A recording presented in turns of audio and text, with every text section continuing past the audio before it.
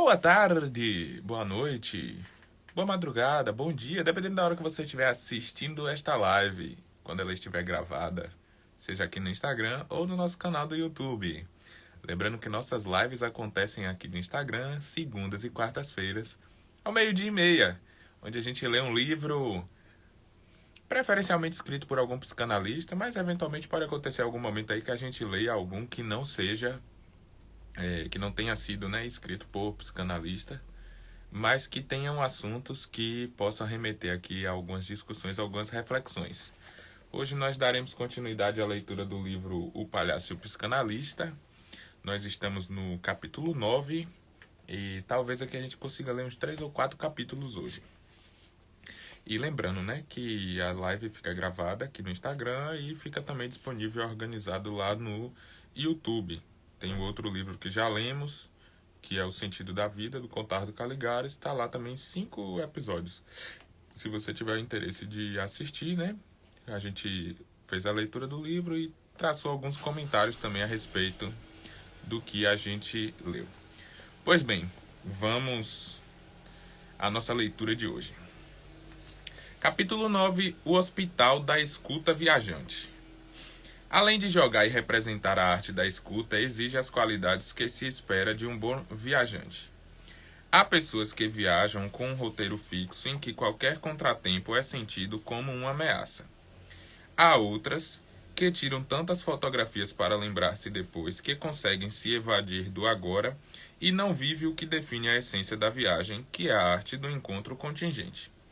Viajar é redescobrir-se outro, naquele país novo e diferente, e que nos tornará outros quando voltarmos para nosso lugar. Ora, entrar em contato com o desconhecido sem se sentir ameaçado por ele é o que esperamos de alguém disposto a nos ouvir e se surpreender com o que dizemos, como se fosse uma viagem feita com palavras. Imagine alguém que pense a viagem como um deslocamento físico que tem um ponto de partida e outro de chegada. Imagine que essa pessoa faça planos muito minuciosos, que leia e se informe detalhadamente de todos os lugares onde irá, de tudo o que terá que comer e de visitar. Imagine agora que tudo saiu exatamente como planejado e, ao final, tirou nota 10. Tudo correu tão perfeitamente conforme o esperado que podia até mesmo ter contado a viagem passo a passo para seu amigo antes de ter embarcado. As fotos que tirou são exatamente aquelas que queria tirar, por ter visto os lugares que viu dos mesmos ângulos que tinha estudado. Avaliação final: a viagem foi chata. Só falta querer repassar as fotos para os amigos como se fosse uma aula. Da próxima vez, considere ler um bom livro em casa, pois vai te levar a uma viagem mais interessante. Mas a estrutura da viagem depende do seu ponto de retorno. E o lugar de retorno, no qual a viagem termina ou se interrompe, é o parênteses da vida. Perdão. O hospital para onde vamos restabelecer forças depois de uma longa jornada. Damos o nome de restaurante para lugares que servem comida porque inicialmente esses estabelecimentos tinham uma dupla função: albergagem e restauração de peregrinos. A Alemanha é a terra de meu pai e de meus avós paternos e maternos, a terra da qual tinha ouvido falar tantas vezes na escola alemã em que estudei. Sem querer ou planejar, sentia que já sabia mais ou menos como as coisas seriam. Tinha até um maço de notas, marcos alemãs na época, que minha avó me dera como um presente simbólico. Vindo da Holanda, cruzei a fronteira e desci para abastecer o carro, e na hora de pegar, saquei garbosamente o maço de notas. O atendente olhou meio rindo, meio suspeito para mim, dizendo que eu devia estar de sacanagem. Pânico. Será que eu tinha entendido certo aquela palavra? Coloquei o tipo de gasolina errado? Percebendo minha vulnerabilidade, ele piedosamente esclareceu que fazia uns 20 anos que ninguém usava aquelas notas. Elas foram recolhidas e talvez algum banco pudesse trocá-las, mas que ali ele precisava de dinheiro de verdade. Eu ganhei algo como: perdão, mil desculpas, é que eu sou brasileiro. Ele, percebendo a fila se formar atrás de mim, rosnou de volta. E daí que você é brasileiro? Eu sou turco. Saí do posto de gasolina meio desarvorado, com a falta de hospitalidade e envergonhado com minha atrapalhação. Depois disso, ri de mim mesmo.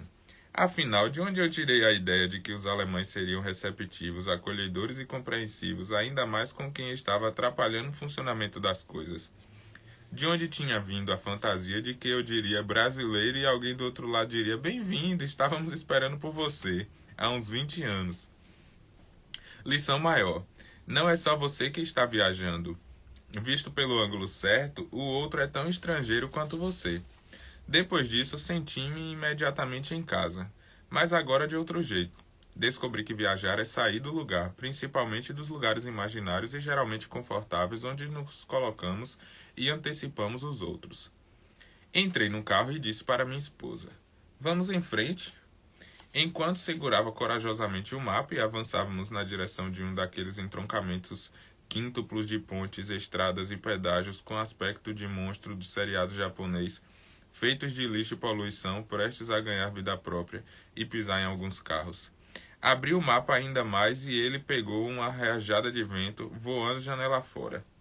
Perdidos, sem dinheiro, em meio a um nó de estradas de alta velocidade, com o narcisismo abalado pelo ataque otomano e diante do Godzilla, que agora movia seu primeiro dedo mínimo rumo a Munique.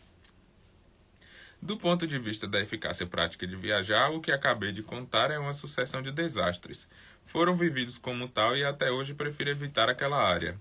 Mas do ponto de vista do processo, essa sucessão de contingências me deixou a mais vigorosa lembrança sobre o que seria reencontrar uma terra imaginária. O resultado foi ruim, mas a experiência foi boa, deu uma boa história. É isso que um escutador quer extrair das pessoas. O processo, a experiência, para além ou para quem dos resultados e seus fins. A viagem se completa com a história que fazemos dela, ou seja, quando conseguimos passá-la para outro que não estava lá, e dessa forma reconstruir e reparar nossa própria experiência. A viagem se completa quando nós a escutamos. Quando a escutamos, nos tornamos parte de outras histórias, nesse caso, de meus ancestrais, mas agora de vocês que estão lendo este livro. É a história que se conta e que se impõe aos fatos dos quais ela é composta. É o valor de memória dos encontros que se sobrepuja à eficiência do planejamento. Por isso, aprender a escutar é aprender a errar, no duplo sentido de enganar-se, voltar atrás e corrigir-se, mas também de errar no sentido de errância, do perambular sem destino, como Moisés errou 40 anos no deserto antes de achar a terra prometida. Muitas vezes chamamos de jogar conversa fora, mas que para o escutador é só um pretexto para jogar palavras para dentro. Escutar é abrir-se para a experiência, acolhendo a vulnerabilidade e a contingência na qual ela nos coloca. Escutar é jogar, representar e viajar. Capítulo 10. A escuta que cura e o teatro da loucura. No século XVII, Erasmo de Roterdã, tem uma nota aqui, Erasmo de Roterdã, Elogio da Loucura, Porto Alegre, LPM em 2010, a editora LPM, no ano 2010. Dizia que existem dois tipos de pessoas. Os loucos sábios, que sabem que a vida é uma loucura na qual as pessoas dizem uma coisa e pensam outra, em que nós representamos nossa própria comédia ou tragédia pessoal para um auditório imaginário. A vida é uma loucura feita de ilusões, e o domínio que acreditamos ter sobre nós mesmos e nosso corpo é enganador. Um teatro de som e fúria que nada significa, como disse Shakespeare. Nossas crenças e princípios mais sólidos se desmancham no ar da vida prática. Ocorre que há um segundo tipo de pessoa, os loucos loucos. Estes não sabem que a vida é uma representação, que somos confusamente atores e personagens, diretores e roteiristas de nossa própria vida. Os loucos são os que acreditam em si mesmos, que amam seus personagens mais do que a si mesmos, pois eles se transformaram, sem saber, em personagens de si próprio. O palhaço é um louco sábio, que sabe que toda a vida é uma loucura e tenta tirar as pessoas das suas próprias loucuras loucas. Nossa loucura é outro nome que damos para a vulnerabilidade, condição essencial e matéria-prima do nosso trabalho, mas também meio e caminho para que algo diferente seja criado. Escutar o outro é concorrer para que sua loucura produza algo mais e além de mais loucura. Ora, ninguém confronta a sua própria loucura em estado de conforto e segurança. Isso é sempre um passeio pelo lado escuro da força. Um passeio que envolve, do ponto de vista da prática da loucura, uma espécie de trabalho da dúvida e da incerteza. Onde a certeza prospera, o palhaço psicanalista trará a dúvida, e onde a dúvida prevalece, o palhaço psicanalista trará a incerteza. Esse movimento de equilíbrio e desequilíbrio envolve passagens mais ou menos regradas do modo competição ao modo colaboração, como será apresentado no capítulo 28. No cinema ou no teatro, na literatura ou na dança, esse movimento segue uma regra geral, que é da tensão-distensão. Aumento de suspense ou desenlace? Incremento de angústia e indeterminação ou reasseguramento e tranquilização? Na prática da escuta, isso está coordenado primeiro pela arte de dosar o silêncio e encontrar a justa posição de escuta, e depois pela arte de colocar perguntas. Quem escreve roteiros enfrenta um dilema estrutural. O que devo fazer a cada momento? Desenvolver o personagem, descrever sua vida interior, sua biografia, seu trabalho de memória, ao modo de Proust em Busca do Tempo Perdido. Tem uma nota aqui também, né? Marcel Proust, Em Busca do Tempo Perdido, Rio de Janeiro, Nova Fronteira, 2010. E de aprofundamento que investiga quem é o personagem, ou então retratá-lo no interior de uma ação, uma batalha ou um romance, tomando decisões e desenrolando acontecimentos que mostram como o personagem age ao modo de Star Wars. Focar no personagem aprofunda o eixo vertical da história. Focar na ação privilegia o eixo horizontal da narrativa. Na técnica de improvisação teatral, os dois principais movimentos são expandir, eixo vertical, e avançar, eixo horizontal. Cabe aos atores improvisadores, ao vivo, escutarem o que a cena está pedindo. Se realmente estiverem conectados com o aqui e agora, hospedagem, saberão quando é hora de colocar uma ação para avançar a cena ou estender o momento aprofundando os detalhes, dando um respiro para a plateia se reposicionar ou digerir os acontecimentos. Quando sentimos que a conversa está parada demais, é porque a relação do personagem com outros personagens e situações não evolui. Quando sentimos, ao contrário, que as coisas se passam depressa demais, às vezes produzindo uma sensação de superficialidade, é porque estamos muito concentrados no eixo horizontal da narrativa, e provavelmente a plateia deve estar sedenta por descobrir qual será o próximo capítulo ou cansada de tanta correria. A luta entre representação e apresentação remonta aos antigos tratados de retórica e aos primeiros discursos sobre arte. Pode assumir trajetos inesperadamente complexos quando pensamos no diálogo de sedução entre amantes em potencial, uma situação onde poderíamos ficar indefinidamente verticalizando nossos afetos e emoções. Mas é por isso que todo romance que se preze intercala estes momentos, fechados dentro de nossa bolha de amor, com a intrusão de um vilão ou problema inesperado, a luta contra um inimigo comum ou a aparição de inquietações internas insuspeitas. Não é por outro motivo que um dos primeiros romances modernos se chame Ligações Perigosas, de Cordelos de Laclos. Cordelos de Laclos, Ligações Perigosas, Porto Alegre, editora LIPM, 2015. Uma maneira moderna de ler nossas experiências de conflito e sofrimento é acusando uma separação entre a forma como representamos o mundo, os outros e nós mesmos, e a forma como agimos sobre o mundo, sobre os outros e sobre nós mesmos. Por isso a escuta também é a arte de nos tornarmos outros para nós mesmos e deixarmos que o outro se torne um habitante de nós. Na arte da escuta, estamos sempre, hospitaleiramente, equilibrando e desequilibrando nosso interlocutor, medindo, procurando e tateando o ponto no qual o conflito se mostrará mais interessante e produtivo. Na clínica, o ponto máximo dessa arte é a interpretação. Na arte do palhaço é o ponto imediatamente anterior ao desenlace da cena. O ponto máximo de suspense e de representação da surpresa envolve alta capacidade de reter o silêncio e de trabalhar com o vazio, de preparar a hospitalidade para a chegada do estrangeiro inesperado, mas também o momento no qual a loucura, como o jogo entre o sentido e a falta de sentido, dará sua palavra. Há 3 grandes imagens que encontramos frequentemente na literatura, para descrever o que se passa em uma psicoterapia: o teatro, a viagem e o jogo.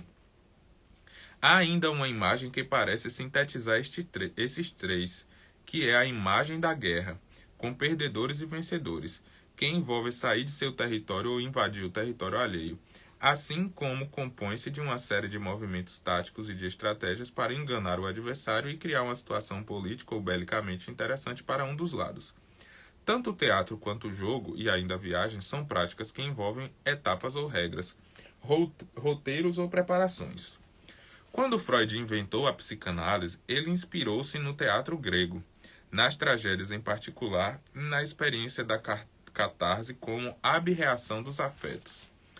Revivendo o que se passou e reacomodando os afetos com as ideias, muito de nossa experiência de vida encontra a sua cura.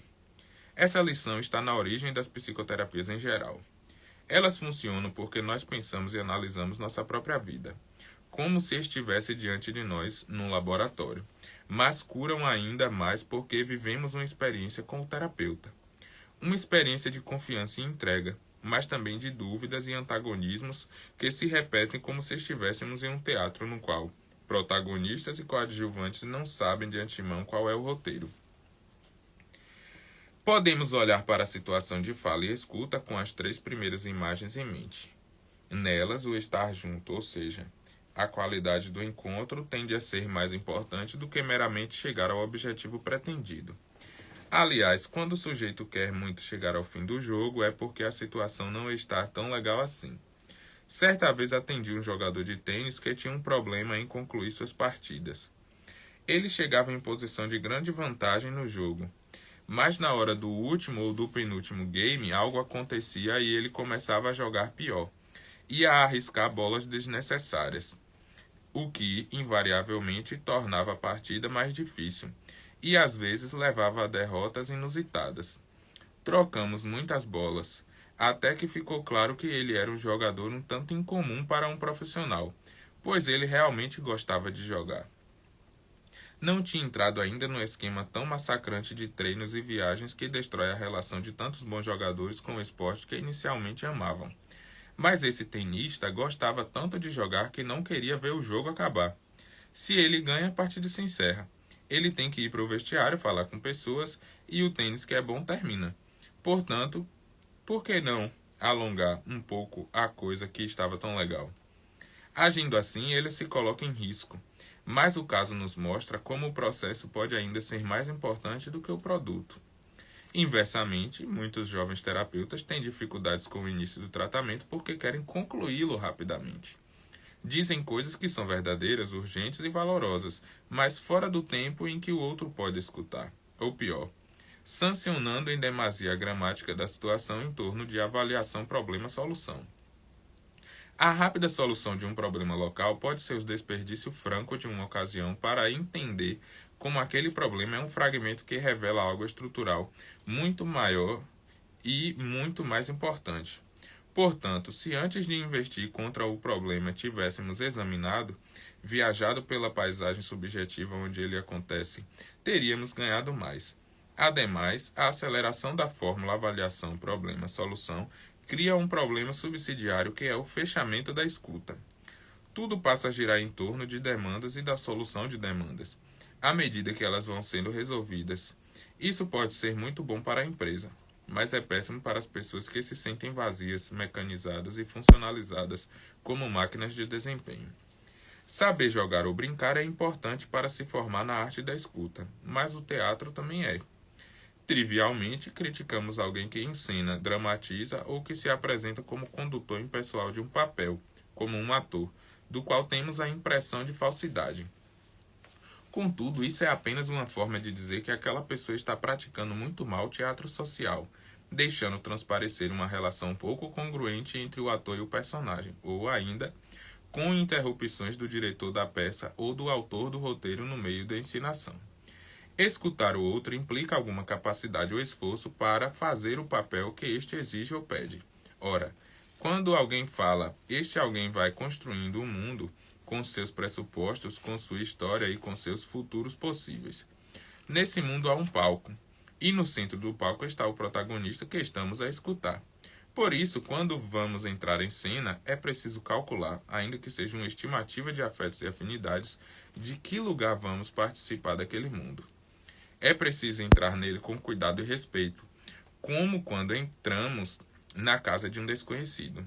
Este é também o desafio de um bom mestre de palhaços: criar um universo seguro de pesquisa para acolher o mundo que o outro lhe apresenta. Um picadeiro hospitaleiro e hospitalar o necessário para que seus aprendizes consigam acessar ao menos uma centelha genuína de si mesmos, escutem essa descoberta e consigam compartilhá-la com a plateia. Roberto Benigni, protagonista e diretor de A Vida é Bela, diz que um palhaço interpreta a si mesmo, ou seja, o mestre de palhaços não deve medir esforços para que, no final da jornada, e cada viagem é sempre única e sem GPS, o seu aprendiz, no meio do picadeiro, não seja apenas um ator, mas um palhaço.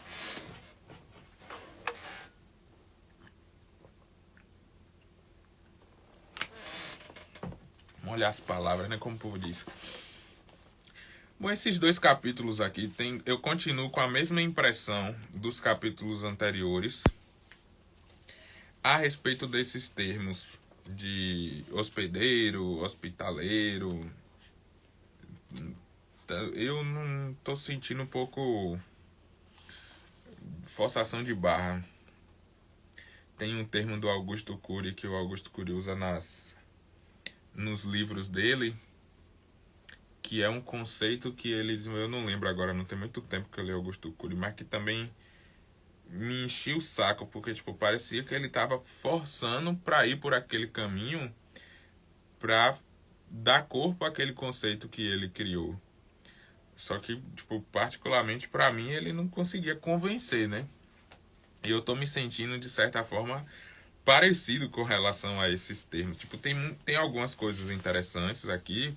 Por exemplo, o capítulo 9 ele fala de um processo de viagem, como a escuta, como um processo terapêutico, né, de psicanálise, e como a viagem, num caso, elas deveriam ser, no sentido de sem um planejamento comum.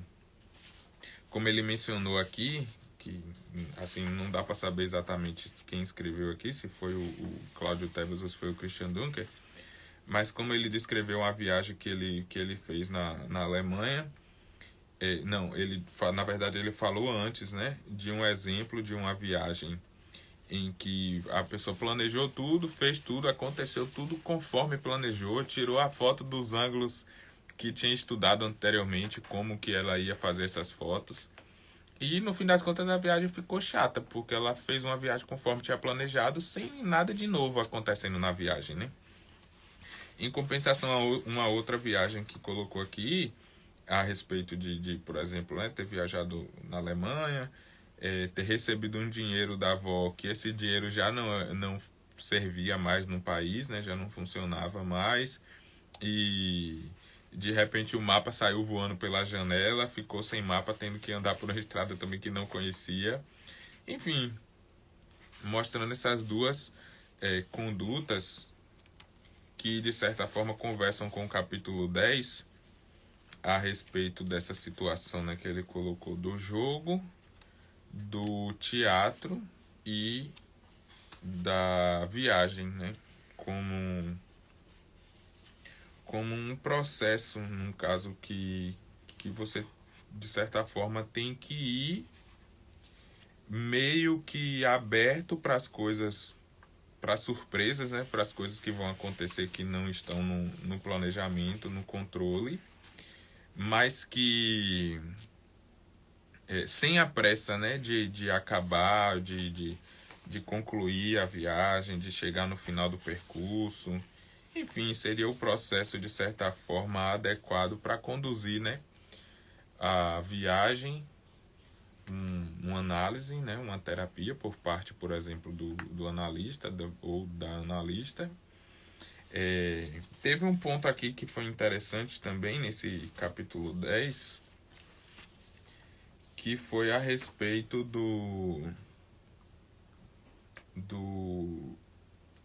de que ele estava falando sobre o teatro e e como às vezes a gente critica, né? Tipo, ah, alguém tá atuando.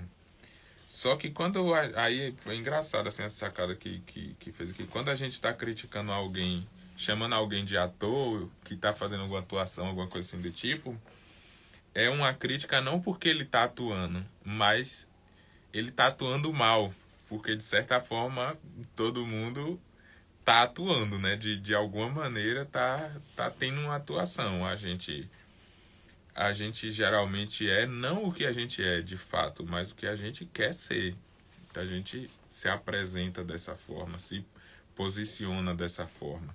Conforme, quanto mais a gente vai fazendo isso, mais a gente vai se convencendo de que a gente é e as pessoas também vão se convencendo de que a gente é dessa forma. E aí meio que a gente acaba sendo, né? Mas é uma atuação. E quando alguém é chamado de ator e que tá atuando, é só porque tá fazendo isso mal. Mal feito, no caso, né? Não tá sendo bem sucedido. Não porque tá atuando. Se fosse uma boa atuação, aí digamos que passaria despercebido que é uma atuação. Mas enfim, foram pontos assim, de certa forma, interessantes de estar se pensando. Contudo, essa coisa do hospital, do hospedeiro aqui, não tá me descendo ainda. Olhando o tempo aqui, acho que não vai dar para ler o próximo capítulo, não. Mas na segunda-feira a gente retorna e provavelmente a gente lê o 11, o 12 e o 13 aqui pela quantidade de páginas. Acredito que a gente consiga fazer os próximos 3 capítulos na segunda-feira. Obrigado mais uma vez a você que esteve aqui, que assistiu com a gente, que está gostando ou não da leitura, né? Ler é importante, independente de ser um ótimo livro ou um péssimo livro, dá pra gente tirar alguns aprendizados, né? Independente da qualidade do livro. Esse, por enquanto, tem alguns pontos muito interessantes, mas esse ponto meio teórico, assim, né? Conceitual desses 4 conceitos é uma coisa que eu não tá me agradando ainda, não tô compreendendo, não. Já falei isso aqui umas 3 vezes. Só hoje, né? Mas os outros pontos, assim, do que está trazendo de reflexão e tal, é importante. Suscitam boas reflexões, boas discussões. Mas, enfim, obrigado mais uma vez a você que assistiu. Tanto que compareceu aqui na live, quanto a reprise depois. A gente se encontra na segunda-feira para dar continuidade à nossa leitura. Um abraço.